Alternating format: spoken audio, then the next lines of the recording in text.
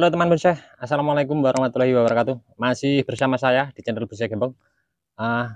Sebelumnya sudahnya saya ucapkan terima kasih untuk teman-teman yang selalu menyimak mensupport di video saya. Mudah-mudahan di video saya bermanfaat dan selalu menginspirasi. Kita tetap sama-sama belajar ya. Oke, untuk teman-teman yang selalu menyimak di video saya ya tidak bisa sebutkan untuk satu persatu, dari Lampung, Bali, dan di seluruh Nusantara ya tentunya.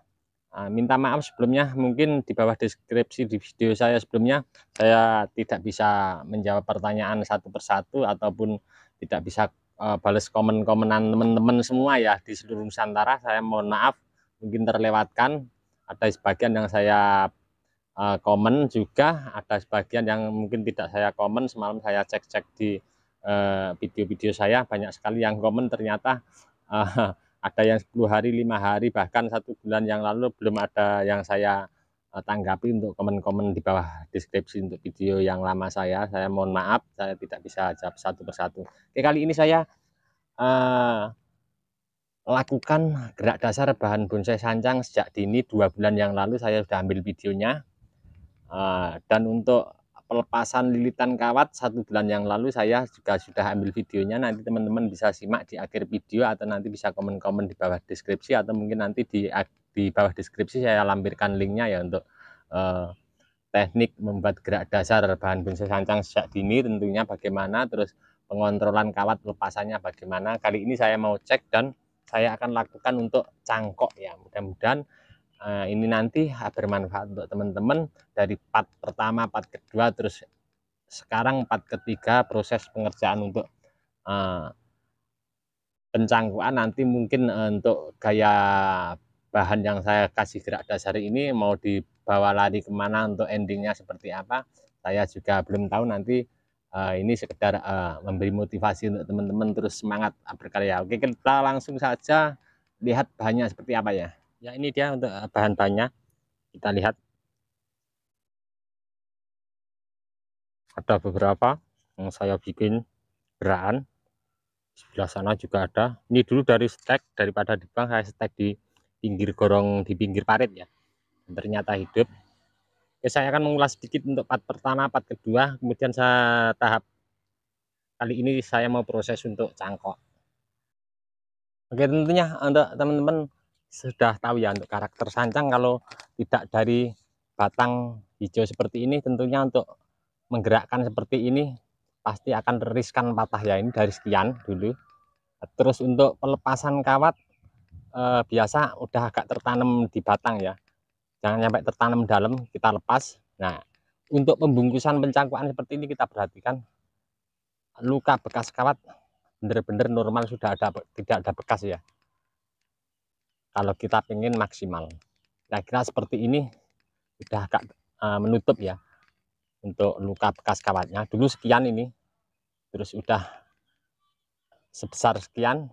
Ini saya mau teknik untuk cangkok. Nanti mungkin bisa dibikin formal juga bisa, atau ekstrim juga bisa, tergantung nanti kita bagaimana selera mau membuat berkarya untuk bahan bonsai untuk sancang ini.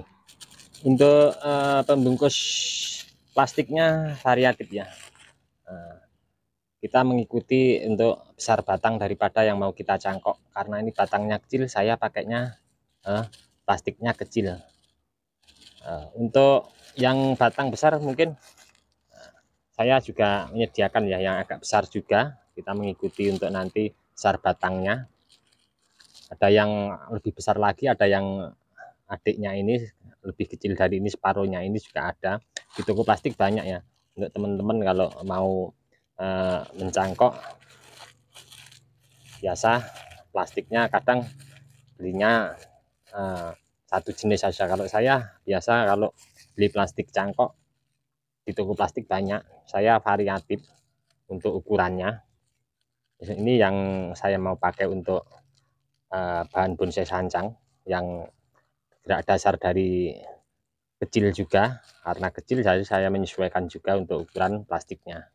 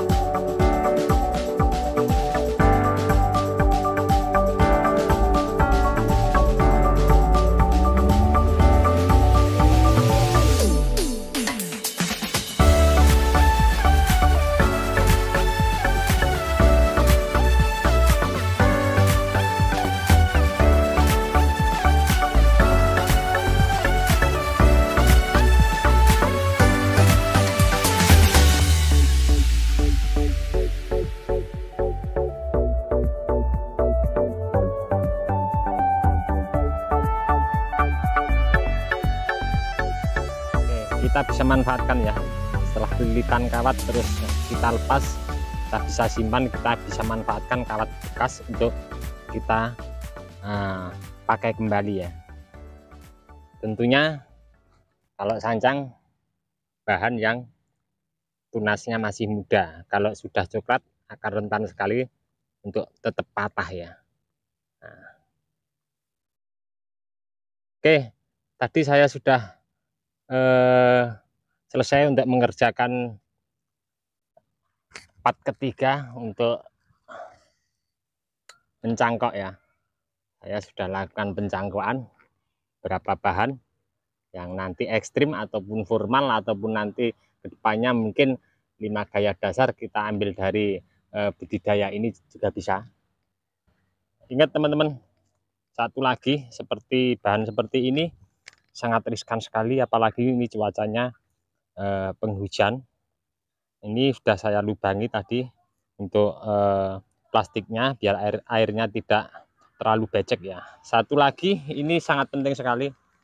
Ini saya kasih satu pemancang, saya tarik, talinya terlihat ya, ada beberapa tali yang naik ke atas, satu pemancang buat pengikat beberapa bahan yang saya cangkok. Ini nanti simak untuk update perkembangan bahan ini, nanti pemanenan terus penanamannya. Mudah-mudahan ini bermanfaat untuk teman-teman semua. Ternyata asik ya untuk berkarya, kita memproses dari benar-benar dari bahan nol. Ini saya contohkan untuk ambil untuk bahan bonsai, ini sancang. Untuk bahan bonsai yang lain monggo kita tetap berkarya, apapun ID pohonnya, apapun jenis bahan bonsainya, yang penting kita bikin maksimal, tentunya akan menghasilkan yang memuaskan. Dari kami di channel Bonsai Gembong, ini tadi sedikit motivasi, semangat untuk teman-teman terus berkarya.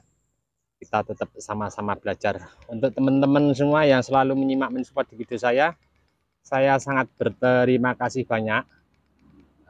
Untuk yang komen-komen di bawah deskripsi belum saya bales, saya minta maaf.